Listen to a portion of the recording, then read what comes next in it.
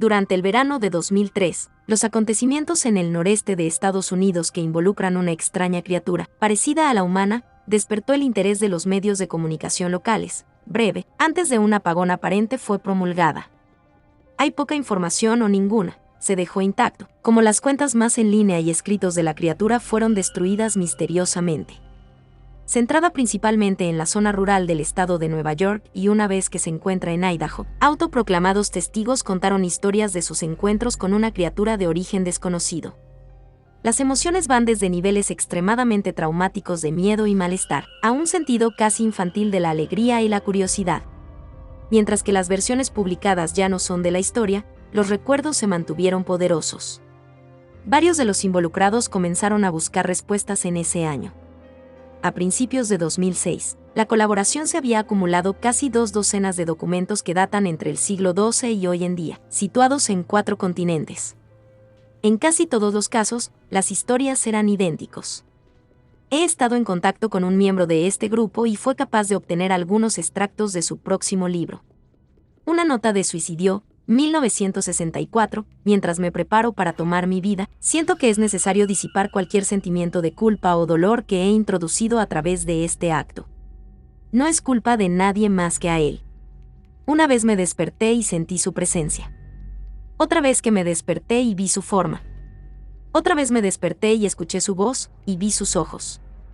No puedo dormir sin que me aterre lo que podría pasar la próxima vez al despertar. No puedo despertar nunca más. Adiós. Encontrada en la misma caja de madera donde había 2 sobres vacíos dirigidos a William y Ross, y una carta suelta personal sin sobre. Querida Linny, he rezado por ti. Él te ha dicho tu nombre. Una entrada de diario, traducida del español 1880, tengo la experiencia del mayor terror. He experimentado el mayor terror. Veo sus ojos cuando cierro los míos. Son huecos. Negros. Me miraron y me atravesaron. Sus manos mojadas. No puedo dormir. Su voz. Texto ininteligible. Un navegante registro, 1691, vino a mí en mi sueño. Desde los pies de mi cama sentí una sensación.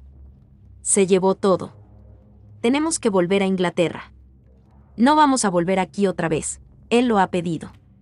De un testigo, 2006, hace 3 años. Yo acababa de regresar de un viaje a Cataratas del Niágara con mi familia para el 4 de julio.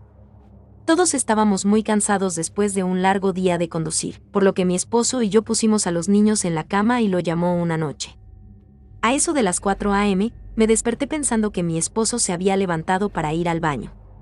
Usé ese momento para robar a las sábanas, solo para despertar a mi marido en el proceso. Me disculpé y le pregunté que si él se había levantado.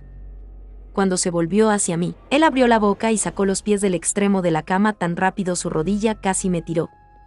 Entonces me agarró y no dijo nada. Después de adaptarme a la oscuridad por unos segundos, fui capaz de ver lo que causó la reacción extraña. A los pies de la cama, sentado y de espaldas a nosotros, había lo que parecía ser un hombre desnudo, o un gran perro sin pelo de algún tipo. Su posición corporal era inquietante y poco natural, como si hubiera sido golpeado por un coche o algo así. Por alguna razón, no me asusté, más me preocupaba su condición. En este punto, yo pensaba que teníamos que ayudarle. Mi marido estaba mirando por encima de su brazo y la rodilla, enclavado en la posición fetal, de vez en cuando mirando a mí antes de regresar a la criatura. En una ráfaga de movimiento, la criatura rodó por el lado de la cama y se arrastró rápidamente en una especie de agitano y extraño movimiento a lo largo de la cama hasta que estaba a menos de un palmo de la cara de mi marido. La criatura estuvo completamente en silencio durante unos 30 segundos, o probablemente más cercano a 5, parecía mucho más, solo mirando a mi marido. La criatura entonces puso su mano en su rodilla y corrió al pasillo, que conduce a los cuartos de los niños. Grité y corrí hacia el interruptor de luz, planeando ir a detenerlo antes de que dañara a mis hijos. Cuando llegué al pasillo, la luz de la habitación era suficiente para verlo agachado y encorvado sobre unos 20 metros de distancia. Se dio la vuelta y miró directamente a mí, cubierto de sangre. Encendí la luz y vi a mi hija Clara. La criatura corrió por las escaleras mientras mi esposo y yo corrimos para ayudar a nuestra hija. Ella estaba muy mal herida y solo habló una vez más en su corta vida. Ella dijo, él es el rastrillo. Mi marido conducía su auto en un lago de la noche, mientras que apresurarse a nuestra hija al hospital. No sobrevivió. Al ser una ciudad pequeña, tiene alrededor noticia con bastante rapidez. La policía estaba atento al principio, y el diario local tomó mucho interés también. Sin embargo, la historia nunca fue publicada y las noticias de televisión local sin más trámite tampoco. Desde hace varios meses, mi hijo Justin y yo nos alojamos en un hotel cerca de la casa de mis padres. Después decidimos volver a casa, empecé a buscar respuestas a mí misma. Finalmente he localizado un hombre en el pueblo de al lado que tenía una historia similar. Nos pusimos en contacto y empezamos a hablar de nuestras experiencias. Sabía de otras 2 personas en Nueva York que habían visto a la criatura que ahora se conoce como el rastrillo. Nos tomó los 4 alrededor de 2 años completos de búsqueda en Internet y la escritura para llegar a una pequeña colección de registros del rastrillo. Ninguno de ellos dio ningún detalle, la historia o el seguimiento. Una revista tenía una entrada que implica a la criatura en sus primeras 3 páginas, y nunca lo volvió a mencionar. Registro de un marinero no explicaba nada del encuentro, diciendo solo que se les dijo que se fuera por el rastrillo.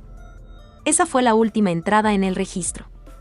Hubo, sin embargo, muchos casos en que la visita de la criatura era una de una serie de visitas a la misma persona.